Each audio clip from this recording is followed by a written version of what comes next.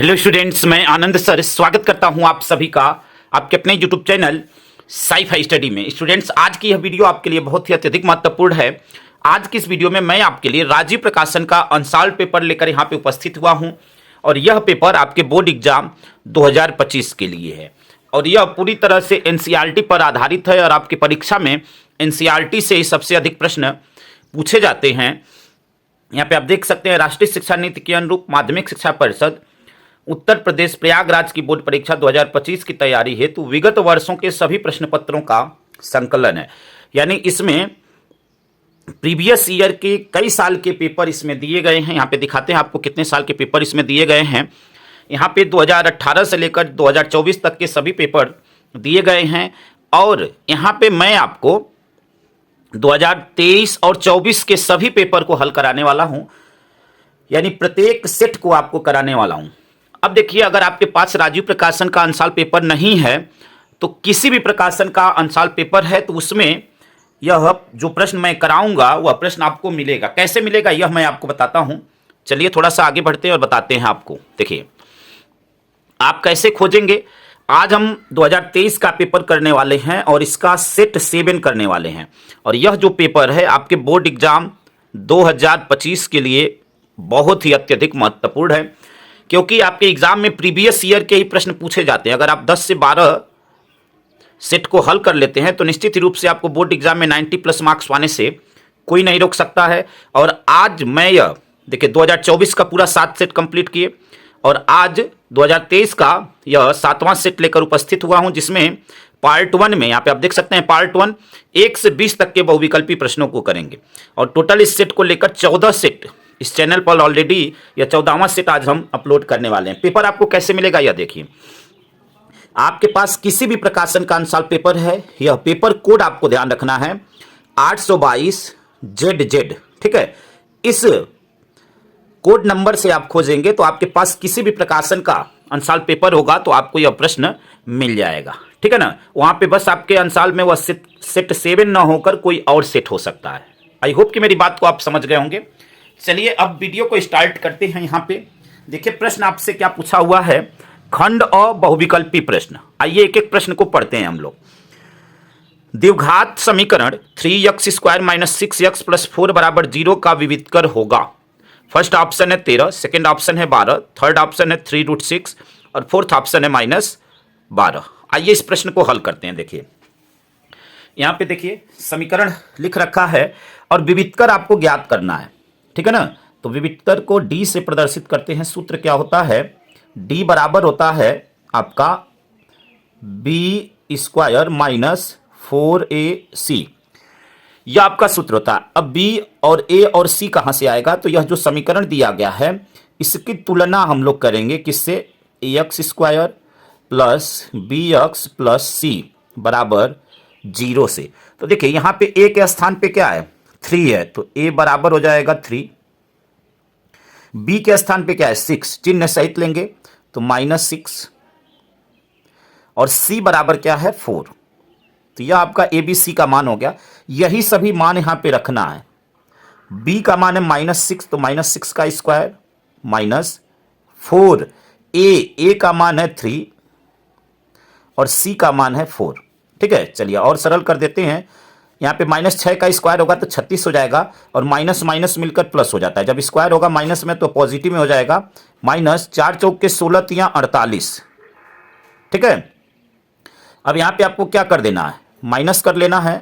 तो यहाँ से जब माइनस करेंगे तो क्या हो जाएगा, 48 में से 16 को माइनस कर लेंगे तो 8 में से 6 गया 2 और 4 में से 3 गया 1 और चिन्ह हमेशा बड़ी संख्या का होता है, तो बड़ी संख्या माइनस में है तो माइनस लगा देंगे। -12 आपका आंसर होगा। अब यहाँ पे देखते हैं कि कौन से ऑप्शन में आया हुआ है। तो आप देख रहे हैं कि ऑप्शन नंबर 4 में -12 आया हुआ है, तो यह आपका राइट आंसर हो जाएगा। आई होप कि मेरी बात को आप अच्छी तरह समझ गए होंगे। चलिए अगले प्रश्न की तरफ बढ़ते हैं। अगला प्रश्न आपका प्रश्न नंबर 2, समीकरण 3x + 2y = 6 तथा y = 0 का हल होगा। फर्स्ट ऑप्शन है 2, 0, सेकेंड ऑप्शन 0, 2, थर्ड ऑप्शन 3, 0 और फोर्थ ऑप्शन 0, 3। तो आइए इस प्रश्न को हल करते हैं। देखिए यहाँ पे y का मान 0 दिया हुआ है। अब यही मान इस समीकरण में रख देना है और x का मान ज्ञात कर लेना है। अब देखिए y का मान 0 दिया हुआ है, पहला मान x होता है, दूसरा मान y। तो आपको यह पता चल गया होगा कि यहाँ पे देखिए पहला मान x का है, तो ठीक है, x का मान इधर है, इधर y का मान 2 और 3 दिया हुआ है, तो ये ऑप्शन तो नहीं होंगे क्योंकि दूसरा मान 0 दिया हुआ है y का। अब x का मान निकालना है, तो यानी इसी दोनों में से कोई आपका आंसर होगा। चलिए इस प्रश्न को हल करते हैं। पहले देखिए यहां से क्या करेंगे, यह जो y का मान 0 दिया हुआ है इसमें रख देना है, ठीक है।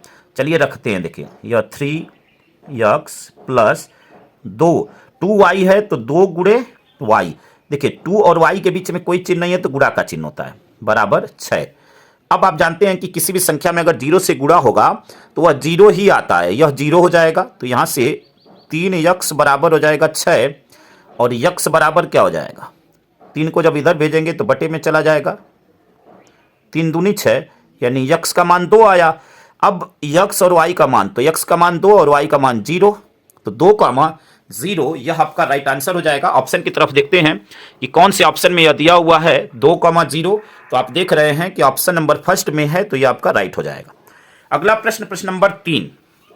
प्रश्न नंबर 3 क्या है, यदि बिंदुओं a -4,2 तथा b 5,6 को जोड़ने वाले रेखाखंड का मध्य बिंदु c a/8 -4 है, तो a का मान होगा, फर्स्ट ऑप्शन है -8, सेकेंड ऑप्शन है 4, थर्ड ऑप्शन है -4 और फोर्थ ऑप्शन है 2। तो आइए इस प्रश्न को हल करते हैं। देखिए यहाँ पे a b c यह सभी मान आपके दिए गए हैं, ठीक है ना, और c जो है मध्य बिंदु है, ठीक है। ए बी का मध्य बिंदु क्या है, सी है। जैसे यह इस टाइप से कह रहा है, यह 2 बिंदु हैं ए और बी, ठीक है, और यहाँ पे सी इसका मध्य बिंदु है, ठीक है, जिसके निर्देशांक यहाँ पे दिए गए हैं। तो देखिए आपका सूत्र क्या होता है, यहाँ पे सूत्र आपका होता है, देखिए यह मान आपका x1 होता है, यह y1, यह होता है आपका x2 और यह होता है y2, ठीक है। अब आपका सूत्र होता है x बराबर x1 प्लस x2/2 और y बराबर होता है, ठीक है ना, y बराबर होता है y1 और प्लस y2/2, और यह जो मान है यह आपका x और y का है, ठीक है। अब यहाँ पे देखिए x के स्थान पे हम मान रखते हैं, x का मान देखिए यहाँ पे a/8, तो यहाँ पे रख देंगे a/8 बराबर x1, तो x1 का मान क्या है -4 प्लस x2, तो x2 का मान देखिए क्या है, x2 का मान है 5/2। अब प्रश्न में देखिए क्या बोला हुआ है, a का मान निकालना है। तो जब हमें a का मान निकालना है और इसी में हमें a दिख भी रहा है, देखिए यहाँ पे a दिख रहा है, तो हमें इसमें मान रखने की जरूरत नहीं है।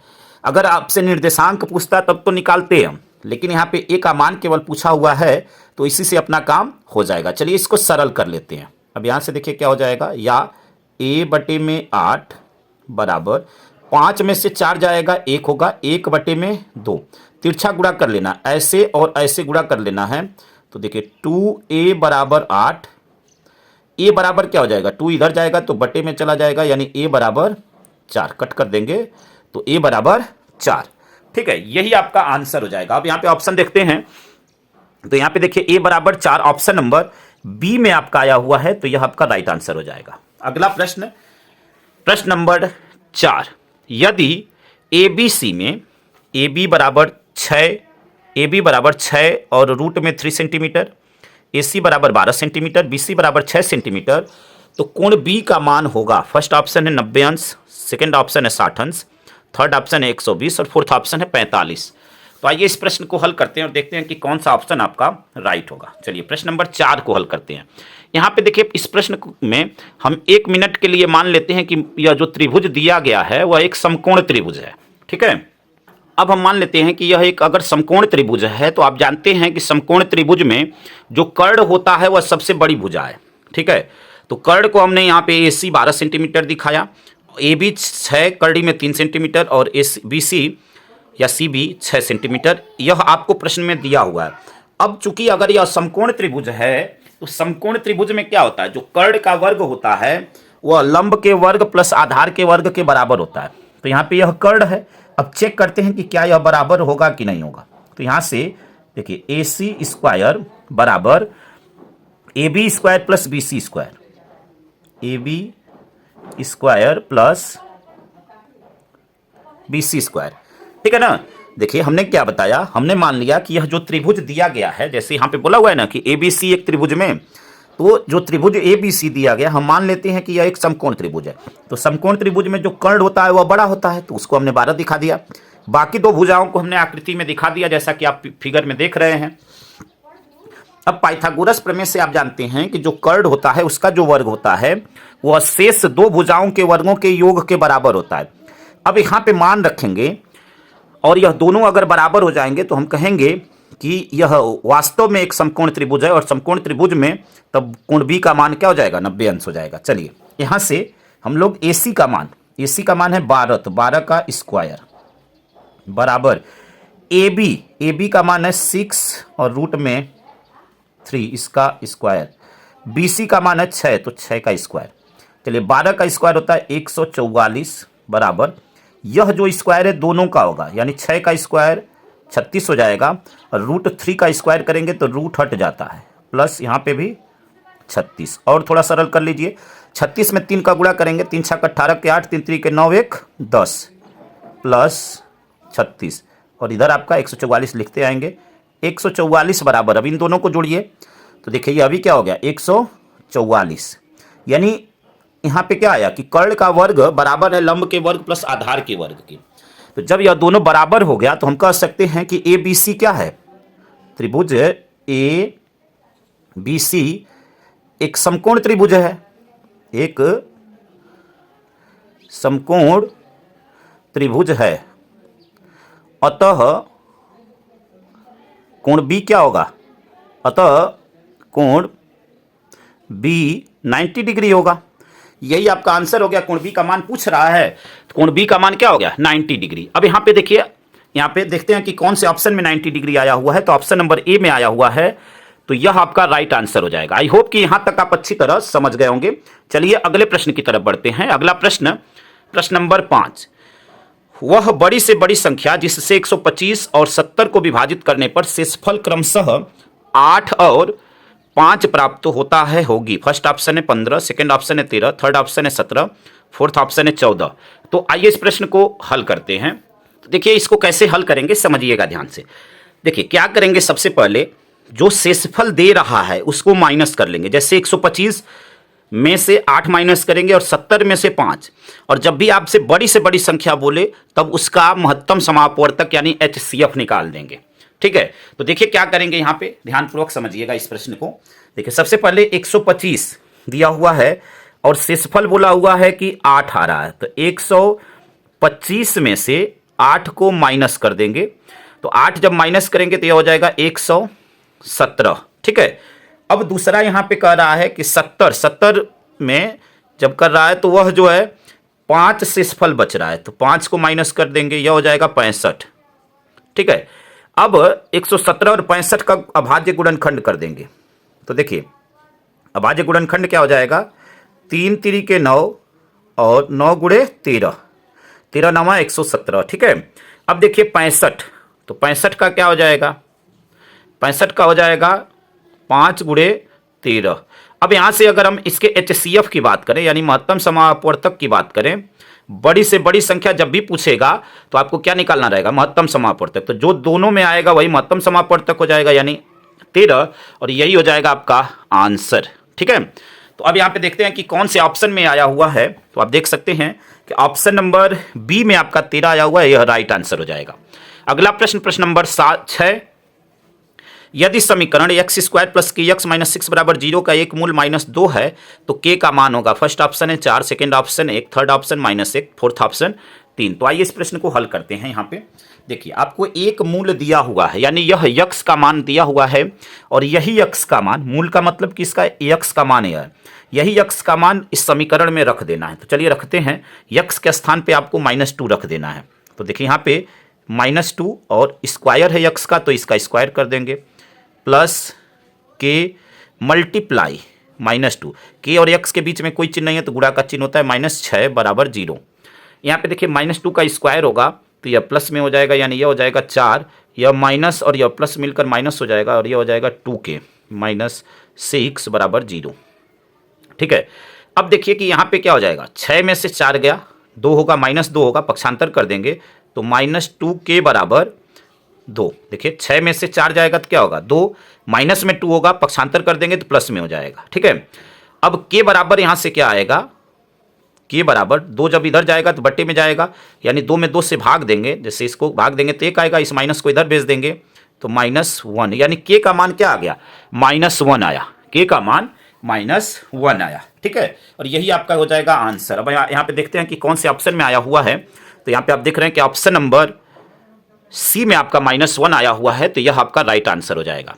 अगला प्रश्न, प्रश्न नंबर 7, यदि समचतुर्भुज के विकर्णों की लंबाइयां 12 सेंटीमीटर और 16 सेंटीमीटर हैं तो इस समचतुर्भुज की भुजा की लंबाई होगी। फर्स्ट ऑप्शन है 20 सेंटीमीटर, सेकेंड ऑप्शन है 10 सेंटीमीटर, थर्ड ऑप्शन है 9 सेंटीमीटर और फोर्थ ऑप्शन है 8 सेंटीमीटर। चलिए इस प्रश्न को हल करते हैं। अब यहाँ पे देखिए विकर्णों की लंबाई 12 सेंटीमीटर और 16 सेंटीमीटर दिया हुआ है और समचतुर्भुज की भुजा की लंबाई आपसे पूछ रहा है। देखिए इसके लिए एक सूत्र होता है, सूत्र आपको बताते हैं। देखिए यहाँ पे लिखेंगे समचतुर्भुज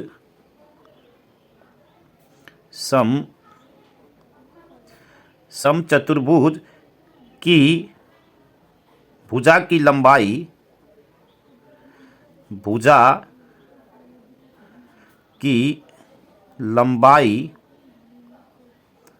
बराबर। ठीक है, समचतुर्भुज की भुजा की लंबाई बराबर, इसके लिए सूत्र होता है आपका। देखिए सूत्र क्या होता है समझिएगा ध्यान से। जो विकर्ण है, विकर्ण को इंग्लिश में डायगोनल कहते हैं, तो दोनों विकर्णों के वर्गों का योग यानी d1 स्क्वायर प्लस d2। ठीक है, एक विकर्ण को हमने d1 माना, एक विकर्ण को d2 माना, दोनों विकर्णों के वर्गों का योग रूट में है और बटे में 2, यह आपका सूत्र होता है। ठीक है ना, क्या सूत्र होता है कि रूट में d1 यानी d1 पहला विकर्ण और d2 दूसरा विकर्ण और दोनों का स्क्वायर। चलिए यहां से मान रख देते हैं, तो 12 का स्क्वायर, d1 का मान है 12 का स्क्वायर प्लस d2 का मान है 16, तो 16 का स्क्वायर और इस पे लगा देते हैं रूट। ठीक है, रूट केवल इन्हीं पे है या 2 बटे में ऐसे रहेगा।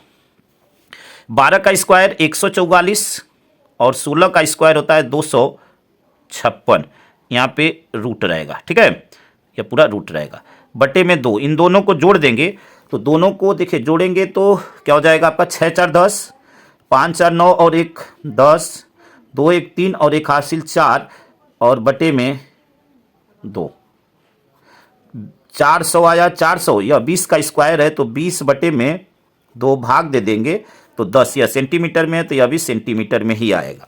ठीक है, 10 सेंटीमीटर आपका क्या हो गया, आंसर हो गया। चलिए देखते हैं कि कौन सा ऑप्शन आपका राइट है। तो यहां पे आप देख सकते हैं कि ऑप्शन नंबर बी आपका राइट हो जाएगा, 10 सेंटीमीटर यहां पे आया हुआ है। आई होप कि यहां तक आप अच्छी तरह समझ गए होंगे। चलिए अगले प्रश्न की तरफ बढ़ते हैं। अगला प्रश्न आपका प्रश्न नंबर 8। प्रश्न नंबर 8 क्या है, देखिए यहां पे साइन, यदि साइन थीटा बराबर कॉस थीटा, थीटा यहाँ पे 0 degree smaller than theta smaller than 90 degree है तो थीटा का मान होगा। फर्स्ट ऑप्शन है 60, सेकंड ऑप्शन 45, थर्ड ऑप्शन 30 और फोर्थ ऑप्शन 0। आइए इस प्रश्न को हल करते हैं। देखिए साइन थीटा बराबर कॉस थीटा यह दिया हुआ है। ठीक है, तो देखिए कैसे हल करेंगे। यहाँ पे आपको थीटा का मान ज्ञात करना है। यहाँ से हम क्या करेंगे कि दोनों पक्षों में कॉस थीटा से भाग दे देंगे। क्या करेंगे, कॉस थीटा से भाग दे देंगे। तो साइन थीटा बटे में कॉस थीटा भाग दे रहे हैं। अब इधर देखिए कॉस थीटा में जब कॉस थीटा से भाग देंगे तो 1 आ जाएगा। ठीक है ना, जैसे इधर हमने क्या किया, साइन थीटा बटे में कॉस थीटा, वैसे ही यहाँ पे कॉस थीटा बटे में कॉस थीटा करेंगे तो 1 आ जाएगा। अब आप जानते हैं कि साइन थीटा बटे में कॉस थीटा बराबर होता है टेन थीटा। क्या होता है, टेन थीटा। टेन थीटा बराबर क्या हो गया, 1। अब जब टेन थीटा बराबर 1 तो आप जानते हैं, अब आपको बताना है कि टेन किसका मान 1 होता है। तो आप कहेंगे कि टेन 45 अंश का मान आप जानते हैं कि 1 होता है। ठीक है, यहाँ से टेन कंपेयर करेंगे, टेन से टेन कैंसिल आउट हो जाएगा। थीटा बराबर क्या हो जाएगा, थीटा बराबर 45 अंश और यही हो जाएगा आपका आंसर। ठीक है, अब यहाँ पे ऑप्शन में देख लेते हैं। ऑप्शन नंबर बी में आपका 45 अंश आया हुआ है तो यह आपका राइट आंसर हो जाएगा। आई होप कि मेरी बात को आप अच्छी तरह समझ गए होंगे। अगला प्रश्न, प्रश्न नंबर 9। संख्या 144 के अभाज्य गुणनखंडों के घातों का योगफल होगा। First option 5, second option 4, third option 6 और फोर्थ ऑप्शन 3। तो आइए इस प्रश्न को हल करते हैं, देखते हैं कि इसका कौन सा ऑप्शन आपका राइट होगा। ठीक है, यह प्रश्न कई बार में रिपीटेड है। तो 144 का जब आप अभाज्य गुणनखंड करेंगे, ठीक है ना, 144 का जब अभाज्य गुणनखंड करेंगे तो क्या हो जाएगा, देखिए 2 दूनी 4 दूनी 8 दूनी 16, 16 तियाँ 48 और 48 तिहाई 144। अब घातों का योग बोला हुआ है तो यहाँ 2 कितनी बार है, 4 बार है, तो यहाँ पे लिखेंगे 2 पे 4 घात गुणे 3 कितनी बार है, तो यहाँ पे 3 2 बार है। घातों का योग कह रहा है तो 4 घात यहाँ 2 घात यहाँ, यानी 4 और प्लस 2 बराबर 6, यानी घातों का योग हो जाएगा। उसके अभाज्य गुणनखंड में घातों का योग 6 होगा। यहाँ पे ऑप्शन नंबर सी में आपका 6 आया हुआ है, तो यह राइट आंसर हो जाएगा। अगला प्रश्न, प्रश्न नंबर 10, बिंदु -3,5 की वाई अक्ष से दूरी होगी। फर्स्ट ऑप्शन है -3, सेकंड ऑप्शन है 2, थर्ड ऑप्शन है 5 और फोर्थ ऑप्शन है -5। देखिए, जब भी यह प्रश्न आपसे पूछा जाए, एक बात आपको ध्यान रखना है, जब भी आपसे कहे कि वाई अक्ष से दूरी क्या होगी, तब आपको हमेशा यक्स का मान लेना है। देखिए, बहुविकल्पी प्रश्न है, मैं आपको कंफ्यूज नहीं करना चाहता और इसको हल करके भी नहीं दिखाऊंगा, क्योंकि आपको डायरेक्ट आंसर निकालने का तरीका मैं बता रहा हूं। ठीक है, वाई अक्ष से दूरी, तो जब भी वाई अक्ष से दूरी कहेगा तो यक्स का मान हो जाएगा, वही आंसर हो जाएगा। अगर यहीं पे कहता कि यक्स अक्ष से दूरी बताइए, तो यक्स अक्ष से दूरी पूछता तो वाई का मान होता।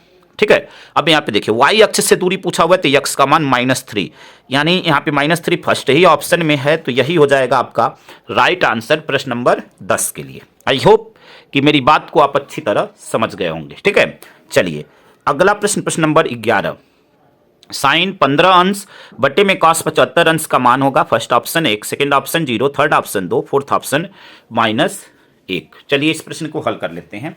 ठीक है, यहाँ पे देखिए प्रश्न नंबर 10 का आंसर हमने बता दिया। यहाँ पे आपको यक्स का मान पूछ रहा है एक्चुअल में, वाई अक्ष से दूरी यक्स का मान होता है, यक्स बराबर -3। अब -3 आपका फर्स्ट ऑप्शन में आया हुआ, तो यह राइट आंसर होगा।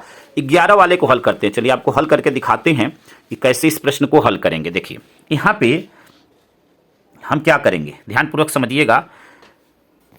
यहाँ पे देखिए एक छोटा सा मिस्टेक हो गया है, यहाँ पे कॉस 75 अंश है, गलती से यहाँ पे साइन 75 अंश लिखा गया है, तो इसको सही कर देते हैं। ठीक है ना, ये आपका कॉस 75 अंश है। क्या है, कॉस 75 अंश। अब देखिए प्रश्न को हल करते हैं। देखिए इस साइन को हम ऐसे भी लिख सकते हैं। देखिए कैसे लिखेंगे, कॉस, ठीक है, कॉस 90 अंश -15 अंश। ठीक है, 90 अंश -15 अंश। अब देखिए कॉस 90 अंश -15 अंश, यानी आपका एक फार्मूला होता है कि कॉस 90 अंश माइनस थीटा बराबर होता है साइन थीटा। यहाँ पे थीटा यह है, तो यहाँ पे कॉस 90 अंश -15 अंश, तो इसको हम लिख सकते हैं साइन 15 अंश। देखिए जैसे यह फार्मूला है कि कॉस 90 अंश माइनस थीटा बराबर साइन थीटा, तो वैसे ही कॉस 90 अंश -15 अंश बराबर क्या हो जाएगा, साइन 15 अंश हो जाएगा। ठीक है ना, यानी साइन 15 अंश को हम क्या लिख सकते हैं, कॉस 90 अंश -15 अंश। ठीक है ना, आई होप कि मेरी बात को आप अच्छी तरह समझ गए होंगे। ठीक है, यहाँ पे अब यहाँ पे क्या करेंगे, बटे में देखिए कॉस 75 अंश है, तो इसको लिख देंगे कॉस 75 अंश। अब देखिए 90 में से 15 जाएगा तो क्या हो जाएगा, 90 में से 15 जाएगा तो 75 आएगा, यानी कॉस 75 अंश। और यहाँ पे बटे में भी कॉस 75 अंश, दोनों सेम सेम हो गया, भाग दे देंगे तो 1 आ जाएगा। देखिए बहुत सारे बच्चे यहाँ पे 0 कर देते हैं, 0 नहीं होता है। जब भी किसी संख्या में उसी संख्या से भाग दिया जाता है तो 1 आता है। ठीक है, तो यहाँ पे 1 आपका राइट आंसर हो जाएगा। अब ऑप्शन देखते हैं कि कौन से ऑप्शन में 1 आया हुआ है, तो ऑप्शन नंबर फर्स्ट में आया हुआ है, तो यह राइट आंसर हो जाएगा। अगला प्रश्न, प्रश्न नंबर 12, निम्नलिखित सारणी का माध्य होगा। यहाँ पे वर्ग अंतराल बारंबारता दिया गया है और यहाँ पे 4 अलग अलग ऑप्शन दिए गए। चलिए इसको निकाल कर देखते हैं कि कौन सा ऑप्शन आपका राइट होगा। यहाँ पे देखिए हमने जो आंकड़ा दिया हुआ है उसके आधार पर, ठीक है, सारणी बना लिया है। अब यहाँ पे देखिए आपको वर्ग अंतराल और बारंबारता दिया गया है, मध्य पद निकालना है। मध्य पद कैसे निकालते हैं, इन दोनों पदों को जोड़कर और 2 से भाग देते हैं। तो 0 और 10 को जोड़ेंगे तो 10 ही होगा, 2 से भाग देंगे तो यह 5 हो जाएगा। इन दोनों को जोड़कर 2 से भाग देंगे, 20 10 30, 2 से भाग देंगे 15 हो जाएगा। इन दोनों को जोड़कर भाग देंगे तो 30 20 50 25 हो जाएगा। 40 30 70 35 हो जाएगा। 50 40 90 45 हो जाएगा। ठीक है, अब यहाँ से यफ गुणे यक्स का मान ज्ञात करना है। तो 5 का 5 में गुणा तो 25, 15 और 6 का गुणा, 15 छक्का 90, 25 का 5 में गुणा तो 125, 35 का 3 में गुणा तो 3 पच्चे 15 के 5 और 3 तिरी के 9 और 1 10, 105, 45 का 1 में गुणा तो 45। ठीक है, यहाँ से आपको निकालना है सिग्मा एफ एक्स का मान। सिग्मा एफ एक्स का मतलब कि इन सभी संख्याओं का जोड़। चलिए जोड़ देते हैं। 5, 5 10, 5 15, 5 20 के 0, 2 हासिल, 2 और 2 हासिल जो था वह 4, 9 और 4 13, 2 15, 15 और 4 19 के 9, 1 हासिल, 1 1 2 और 1 हासिल 3, 390। यहाँ पे चाहिए सिग्मा एफ का मान। तो सिग्मा एफ क्या हो जाएगा? सिग्मा एफ का मान 6 5 11, यहाँ पे सभी को जोड़ना है। 6 5 11, 11 और 5 16, 16 और 3 19 1 20। ठीक है ना। अब आपका सूत्र होता है माध्य का। माध्य बराबर होता है सिग्मा एफ एक्स बटे में सिग्मा एफ। तो सिग्मा एफ एक्स का मान है 390। क्या है? 390। और सिग्मा एफ का मान है 20। 0 से 0 कट कर देंगे और देखिए 39 में जब 2 से भाग देंगे तो यह हो जाएगा आपका 2 1 कम 2, 2 9 18, यानी 19.5। 19 देखिए 2 1 कम 2, फिर आपका 19 हो जाएगा, 2 9 18, 1 दशमलव बढ़ाए 0 लगाएंगे, 2 पच्चे 10, 19.5 आपका राइट आंसर होगा। अब ऑप्शन में देखते हैं 19.5 आप देख सकते हैं प्रश्न नंबर 12 के डी वाले ऑप्शन में आया हुआ है, तो यह आपका राइट आंसर हो जाएगा। आई होप कि यहाँ तक आप अच्छी तरह समझ गए होंगे। चलिए अगला प्रश्न, प्रश्न नंबर 13। प्रश्न नंबर 13 क्या है? यदि 3 cot थीटा बराबर 4 तो कोसेक थीटा का मान होगा 4/5। फर्स्ट ऑप्शन है 3/5, सेकेंड ऑप्शन है, थर्ड ऑप्शन है 5/3 और 5/4। यह आपका ऑप्शन दिया हुआ है। चलिए इस प्रश्न को हल करते हैं और समझते हैं एक एक स्टेप को। यहाँ पे देखिए, यहाँ पे आपको 3 cot थीटा बराबर 4, तो यहाँ से हम क्या करेंगे कि यहाँ से हम निकाल लेंगे cot थीटा का मान। क्या कर लेंगे? cot थीटा का मान निकाल लेंगे। तो देखिए यहाँ से cot थीटा का मान निकालेंगे तो 3 को इधर भेज देंगे तो बटे में चला जाएगा। तो यहाँ से हो जाएगा आपका cot थीटा बराबर 4/3। अब देखिए आपने सूत्र पढ़ा हुआ है कि cosec square theta minus cot square theta बराबर 1। तो हमें कोसेक का मान चाहिए। तो देखिए कोसेक थीटा बराबर होता है आपका रूट में, ठीक है ना, रूट में 1 प्लस कॉट स्क्वायर थीटा। ठीक है। अब यहां से मान रखकर और आपको हल कर लेना है, जो आएगा वही कोसेक थीटा का मान हो जाएगा। चलिए मान रख लेते हैं यहां से 1 प्लस कॉट थीटा का मान है 4/3, उसका स्क्वायर कर देंगे। तो देखिए स्क्वायर जो होगा अंश और हर दोनों का होगा। तो 4 का स्क्वायर 16 और 3 का स्क्वायर 9, यानी 16/9। इसका इसमें गुणा हो जाए, इसका इसमें गुणा हो जाएगा, यानी यह ऐसे हो जाएगा आप 9 प्लस 16 और पूरे के बटे में 9। ठीक है। यहाँ से अब कोसेक थीटा का मान क्या हो जाएगा? देखिए कोसेक थीटा बराबर, इन दोनों को जोड़ेंगे 16 और 9 को, तो यह आपका क्या हो जाएगा? रूट में 25 और बटे में 9। अब 25 किसका स्क्वायर है? 5 का। ठीक है ना। 25 किसका स्क्वायर है? 5 का।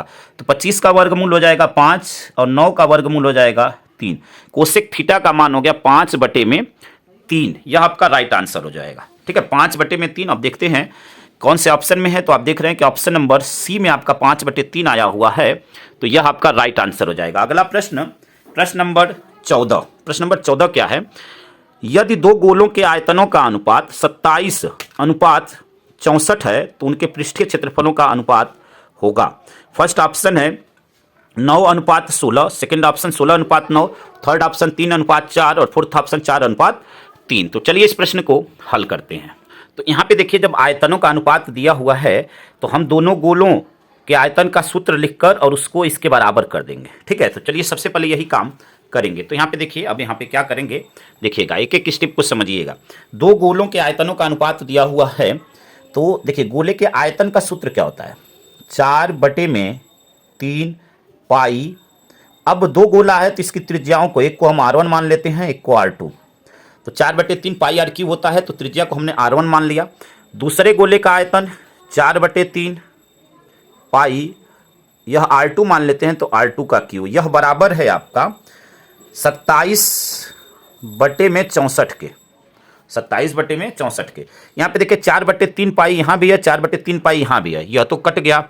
यहाँ से हमें R1/R2 का मान आ जाएगा। R1/R2 क्या हो जाएगा, R1/R2, ठीक है, इसका होल क्यूब बराबर 27/64 है आपका, ठीक है ना। तो R1/R2 जब हमें निकालना होगा तो इसका घनमूल ले लेंगे। क्या करेंगे, घनमूल ले लेंगे। यानी देखिए यहाँ से R1/R2 बराबर, यहाँ पे इसका क्यूब रूट ले लेंगे, क्यूब रूट 27/64। और देखिए 27 आपका 3 का क्यूब होता है, 3 गुणे 3 गुणे 3, 3 3 के 9 3 27, तो इसका क्यूब रूट हो जाएगा, यानी घनमूल हो जाएगा 3, और इसका जो है घनमूल हो जाएगा 4, यानी 3/4। R1 का मान हुआ 3 और R2 का मान हुआ 4। अब देखिए प्रश्न में एक चीज और पूछ रहा है, उनके पृष्ठीय क्षेत्रफलों का अनुपात। तो अब गोले का पृष्ठीय क्षेत्रफल का फार्मूला लगा देंगे। तो पृष्ठीय क्षेत्रफल क्या होता है, 4πr²। तो त्रिज्या R1 हो जाएगी और 4πr²। तो यह तो कट जाएगा।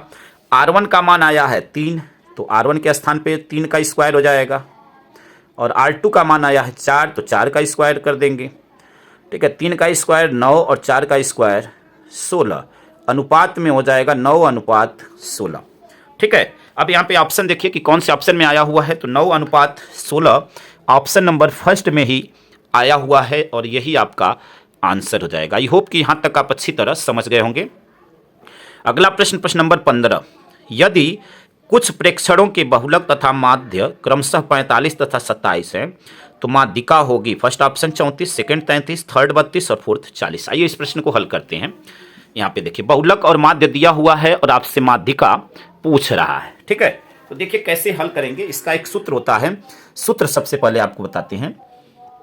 यह प्रश्न आपके बोर्ड एग्जाम में निश्चित रूप से आने वाले प्रश्न में से एक है, क्योंकि यह प्रश्न कोई ऐसा मॉडल पेपर नहीं है जिसमें यह प्रश्न नहीं था। मतलब सभी प्रश्न, सभी मॉडल पेपर में जितने भी पीछे के प्रीवियस ईयर के प्रश्न हल किए गए हैं, सभी में यह प्रश्न देखने को मिला है। संख्याएं अलग अलग थी। बहुलक बराबर 3 गुणे माध्यिका या माध्यक, बातें कई होती है, ठीक है, माइनस 2 गुणे माध्य, 2 गुणे माध्य, यह आपका सूत्र होता है। अब आपको माध्यिका चाहिए, तो देखिए इसका पक्षांतर करेंगे तो इधर आकर प्लस में हो जाएगा, यानी बहुलक का मान देखिए क्या है 45, इसका पक्षांतर इधर कर दे रहे हैं तो 2, और गुणे माध्य का मान है 27 बराबर 3 गुणे माध्यिका।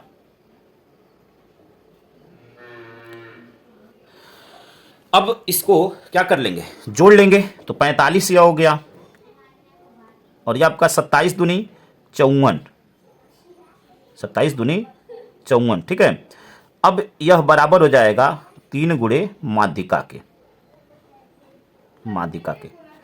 अब इन दोनों को जोड़ देते हैं, तो देखिए 5 और 4 9, और 5 और 4 9, यानी हो गया यह 99। तो देखिए इधर कर देते हैं। अब माध्यिका बराबर क्या हो जाएगा, यहाँ पे अगर जोड़ेंगे तो यह क्या आ जाएगा 99, 3 को इधर भेजेंगे तो बटे में चला जाएगा, यानी माध्यिका बराबर 99 और बटे में 3, कट कर देंगे, 3 3 के 9 और 3 3 के 9, तो क्या आ जाएगा 33, और यही आपका क्या हो जाएगा आंसर हो जाएगा। अब यहाँ पे देखते हैं कि कौन से ऑप्शन में आपका 33 आया हुआ है। तो यहाँ पे आप देख रहे हैं कि ऑप्शन नंबर बी में आपका 33 आया हुआ है, यह आपका हो जाएगा राइट आंसर। अगला प्रश्न, प्रश्न नंबर 16, समीकरण x² - 2x + 1 = 0 के मूल होंगे। यहाँ पे 4 ऑप्शन दिए गए हैं, ठीक है। यानी अभी क्या करना है कि यह समीकरण दिया गया है, इसका करना है गुणनखंड, और गुणनखंड करके आपको इसके मूल ज्ञात करने लेने हैं, यानी x के जो दोनों मान होंगे वही इसके मूल हो जाएंगे। चलिए हल करते हैं। यहाँ पे समीकरण लिखा हुआ है, अब इसका क्या करना है, इसका गुणनखंड करना है। क्या करना है, गुणनखंड। तो चलिए इसका सबसे पहले गुणनखंड करते हैं।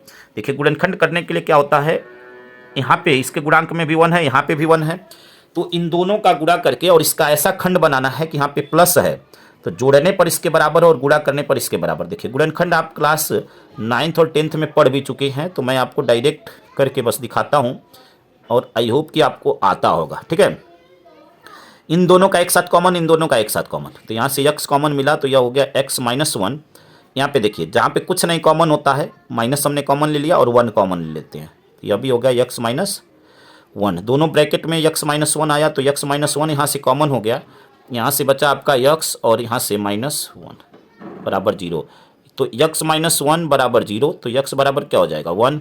यहाँ से देखिए x माइनस 1 बराबर 0, तो x बराबर 1, यानी x के दो मान आए 1,1, यह x का मान आया।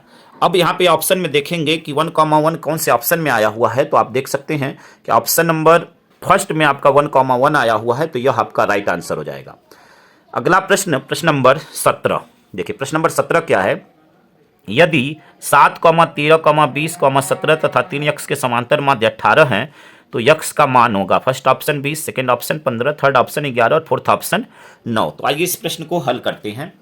देखिए यहाँ पे संख्याएं दी गई हैं और आपसे पूछा हुआ है x का मान, ठीक है ना, x का मान पूछा हुआ है आपसे। तो देखिए इस प्रश्न को कैसे हल करेंगे, एक एक स्टेप को ध्यानपूर्वक समझिएगा, ठीक है। देखिए यहाँ पे हल करने के लिए सबसे पहले क्या करेंगे कि यहाँ पे आपका माध्य का सूत्र होता है, समांतर माध्य या माध्य का सूत्र होता है, क्या होता है, सभी संख्याओं का योग। तो इन सभी संख्याओं को जोड़ देते हैं, यानी 7 + 13 + 20 + 17 + 3x बटे में टोटल, यानी कितनी बार संख्याएं हैं बटे में वह, ठीक है। तो 1, 2, 3, 4, 5, यानी संख्याओं का योग बटे में संख्याओं की संख्या। अब यहाँ से क्या करेंगे, इसको जोड़ेंगे, जोड़ देते हैं। तो देखिए 13 और 7 20, 20 और 20 40, 40 और 17 57, ठीक है। तो यह हो जाएगा आपका 3x + 57 बटे में 5। अब यहाँ पे माध्य का मान रख देते हैं। तो देखिए माध्य का मान यहाँ पे क्या है 18, यानी 18 बराबर 3x + 57 बटे में 5। इसका इसमें गुणा हो जाएगा और इसका पक्षांतर हो जाएगा, ठीक है ना। तो यहाँ से देखिए क्या हो जाएगा 18, इसका इसमें गुणा, तिरछा गुणा कर रहे हैं, तो 18 × 5 = 90, 57 का इधर पक्षांतर करेंगे तो इधर प्लस में इधर आकर माइनस में हो जाएगा, यह बराबर हो जाएगा 3x के। 90 में से 57 जाएगा, 10 में से 7 गया 3, और यह आपका क्या हो जाएगा 8, 8 में से 5 गया 3। अब 3 को जब इधर भेजेंगे तो 3 कहाँ चला जाएगा, बटे में जाएगा, भाग हो जाएगा, तो 11 आ जाएगा, यानी x का मान क्या आया 11। अब यहाँ पे देखते हैं कि कौन से ऑप्शन में आपका 11 आया हुआ है, वह आपका राइट आंसर हो जाएगा। तो अब यहाँ पे देखिए ऑप्शन नंबर सी में आपका 11 आया हुआ है, तो यह आपका राइट आंसर होगा। अगला प्रश्न, प्रश्न नंबर 18। समीकरण 3 बटे में x - 2x बराबर 2 बटे में x का हल है। यहाँ पे फर्स्ट ऑप्शन, सेकंड ऑप्शन यह है आपका, और थर्ड और फोर्थ इधर दिया हुआ है, यह आपका थर्ड ऑप्शन है और यह फोर्थ ऑप्शन है। तो आइए इस प्रश्न को हल करके देखते हैं कि क्या आपका आंसर आता है, ठीक है। प्रश्न नंबर 18, ठीक, यहाँ पे देखिए समीकरण लिख रखा है हमने, और इसको हल करके और क्या करना है आपको, यहाँ पे इसको समीकरण को हल करना है बस, ठीक है। अब हल करेंगे तो क्या होगा, देखिए यहाँ से क्या करेंगे हम लोग कि इसका सबसे पहले यहाँ से देखिए क्या करेंगे, इसका इसमें गुणा, यानी सिंपल आप कह सकते हैं कि एलसीएम लिया जा रहा है। तो 3 बटे में x, और इसका जब इसमें गुणा होगा तो ऐसे हो जाएगा आपका 2x², और पूरे के बटे में 3 बराबर 2 बटे में x, ठीक है। यहाँ से जब देखिए क्रॉस मल्टीप्लाई होगा तो x कहाँ आएगा, यहाँ आएगा, यानी x से x क्या हो जाएगा, कट जाएगा। अब यह क्या बचा, 3 का पक्षांतर कर देंगे, यानी -2x² बराबर 2, और इस 3 को इधर भेजेंगे तो यह माइनस में 3 हो जाएगा, 3 में से 2 जाएगा -1, यह माइनस और यह माइनस मिलकर प्लस हो गया, x² बराबर हो गया 1, और यह 2 जाएगा इधर तो बटे में चला जाएगा। यहाँ से x² है, x का मान चाहिए, तो प्लस माइनस हो जाएगा, और इस पे क्या हो जाएगा, रूट लग जाएगा 1 बटे में 2, यानी जब स्क्वायर हटाते हैं तो इधर क्या लग जाता है प्लस माइनस, तो प्लस माइनस 1 बटे में, रूट के अंदर 1 बटे में 2। अब यहाँ पे देखते हैं कि कौन से ऑप्शन में आया हुआ है। तो यहाँ पे आप देख सकते हैं कि ऑप्शन नंबर फर्स्ट में ही आपका आया हुआ है, तो यह आपका राइट आंसर हो जाएगा। आई होप कि यहाँ तक समझ गए होंगे। चलिए अब प्रश्न नंबर 19 देख लेते हैं। प्रश्न नंबर 19 क्या कह रहा है कि दो समरूप त्रिभुजों की भुजाएं 4:7 के अनुपात में है, इन त्रिभुजों के क्षेत्रफलों का अनुपात होगा। यहाँ पे 4 ऑप्शन दिए गए हैं, चारों ऑप्शन को आप देख सकते हैं, ठीक है। चलिए इस प्रश्न को हल करते हैं। सबसे पहले भुजाओं का अनुपात यहाँ पे आपको दिया हुआ है, ठीक है। तो यहाँ पे देखिए कैसे हल करेंगे इस प्रश्न को, समझिएगा ध्यानपूर्वक। भुजाओं का अनुपात आपको दिया हुआ है 4:7, आपका दिया हुआ है 4:7, ठीक है ना। भुजाओं का अनुपात, भुजाओं का अनुपात बराबर 4:7। देखिए, जब भी समरूप त्रिभुज का क्षेत्रफल पूछे और भुजाओं का अनुपात दे, मान लीजिए ये एक समरूप त्रिभुज यह है PQR और दूसरा मान लेते हैं ABC, ठीक है। तो देखिए, भुजाओं का अनुपात का मतलब यह हो जाएगा, इसका सूत्र क्या होता है, दोनों त्रिभुजों का जो अनुपात होगा क्षेत्रफल का, तो यहाँ पे देखिए एरिया ऑफ त्रिभुज PQR बटे में एरिया ऑफ त्रिभुज ABC, और यह बराबर होता है उनके भुजाओं के वर्गों के बराबर होता है, उनके भुजा के वर्ग के बराबर होता है। तो उनके भुजा का वर्ग यानी भुजा का अनुपात क्या है, जो अनुपात दिया हुआ है उसका वर्ग, यानी 4/7 और इसका वर्ग। तो यह जो स्क्वायर होगा दोनों का होगा, इसका भी इसका भी, तो 4 का स्क्वायर 16 और 7 का स्क्वायर है 49। इसका अनुपात हो जाएगा 16:49। यह आपका राइट आंसर हो जाएगा। आप देखते हैं कि कौन से ऑप्शन में आया हुआ है 16:49। तो यहाँ पे आप देख सकते हैं 16:49 आपका आया हुआ है, ऑप्शन नंबर बी में आपका आया हुआ है। तो यह आपका राइट आंसर हो जाएगा, ऑप्शन नंबर बी। अब यहाँ से अंतिम प्रश्न, बहुविकल्पी के अंतिम प्रश्न को हल करते हैं। यदि एक वृत्त का क्षेत्रफल तथा परिमाप संख्यात्मक रूप से समान है तो उस वृत्त की त्रिज्या होगी। यहाँ पे 4 ऑप्शन, पाई मात्रक, 4 मात्रक, 7 मात्रक और 2 मात्रक हैं। आइए इस प्रश्न को हल करते हैं।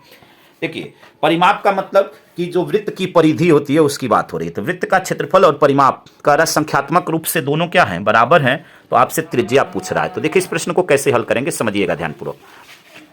देखिए यहाँ से क्या करेंगे, यहाँ पे वृत्त के क्षेत्रफल का जो फार्मूला होता है वो होता है पाई आर स्क्वायर। यह बराबर करना है आपको उसके परिमाप के, परिमाप मतलब उसका परिधि 2 पाई आर।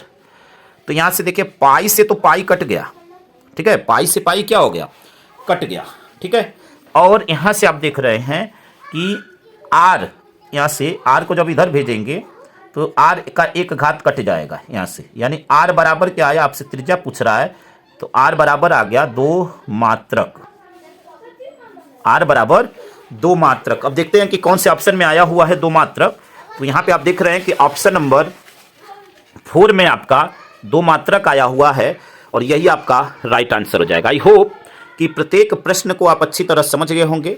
इस पार्ट में इतना ही, बाकी के जो बचे हुए प्रश्न हैं उसको पार्ट 2 में कंप्लीट करेंगे, ठीक है ना, क्योंकि एक ही पार्ट में वीडियो काफ़ी लंबा हो जाएगा, ठीक है। तो यह जो वर्णनात्मक प्रश्न है इसको पार्ट 2 में कंप्लीट करेंगे। अब आपको करना क्या है कि आप अगर चैनल पे नए हैं तो चैनल को सब्सक्राइब करना है, ठीक है ना। चैनल को क्या करना है, सब्सक्राइब करना है, वीडियो को लाइक करना है और अपने दोस्तों तक वीडियो को शेयर करना है ताकि अन्य विद्यार्थियों की भी हेल्प हो सके। धन्यवाद। जय हिंद, जय भारत, वंदे मातरम।